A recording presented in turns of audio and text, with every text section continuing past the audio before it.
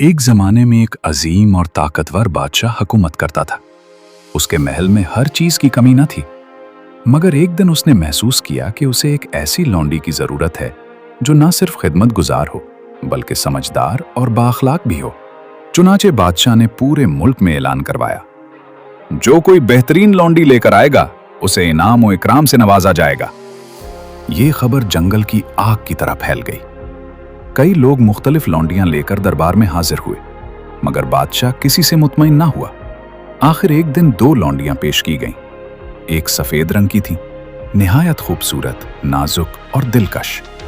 दूसरी काली रंग की थी, सादा मगर आंखों में अक्ल और चेहरे पर वकार था। दरबार में सब लोग सरगोशियां करने लगे। कुछ लोग सफेद लौंडी की तारीफ कर रहे थे, जबकि कुछ काली लौंडी की सादगी और संजीदगी को पसंद कर रहे थे। बादशाह खुद भी फैसला न कर सका। उसने अपने दाना वजीर को बुलाया और कहा, मुझे समझ नहीं आ रहा कि इन दोनों में से कौन बेहतर है, तुम क्या कहते हो? वजीर ने आजिज़ी से जवाब दिया, जहां पनाह असल खूबी चेहरे में नहीं बल्कि किरदार में होती है। अगर इजाजत हो तो उन दोनों का इम्तिहान लिया जाए। बादशाह ने फौरन हुक्म दिया। सफेद लौंडी को कहा गया, तुम महल के बाग की जिम्मेदारी संभालो, उसे खूबसूरत बना दो। और काली लौंडी को हुक्म दिया, तुम मेहमानों की खिदमत करो, उनका ख्याल रखो। चंद दिन गुजर गए। सफेद लौंडी ने बाग को वाकई खूबसूरत बना दिया।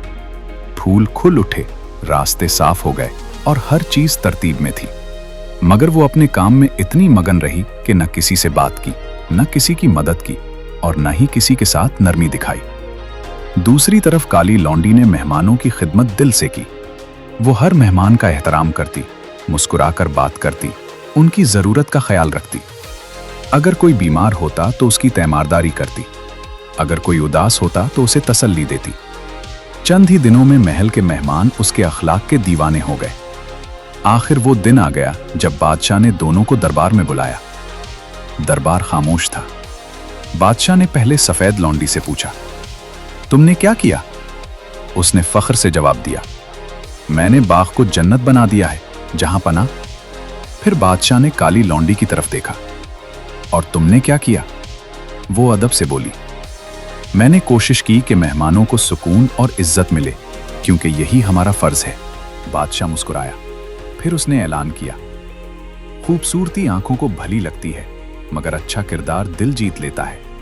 मैं इस लौंडी को मुंतखब करता हूं। तुम्हें हमने मुंतखब किया है। मैं तख्त के करीब आओ। दरबार में मौजूद सब लोग ये सुनकर खामोश हो गए और फिर सब ने इस फैसले की तारीफ की। इंसान की असल पहचान उसका रंग, शक्ल या खूबसूरती नहीं, बल्कि उसका अखलाक, रवैया और दिल की सफाई होती है। अगर आपको ये वीडियो पसंद आई हो तो एक लाइक जरूर करें और ऐसे ही मजीद खूबसूरत कहानियों के लिए हमें फॉलो करना ना भूलें। शुक्रिया।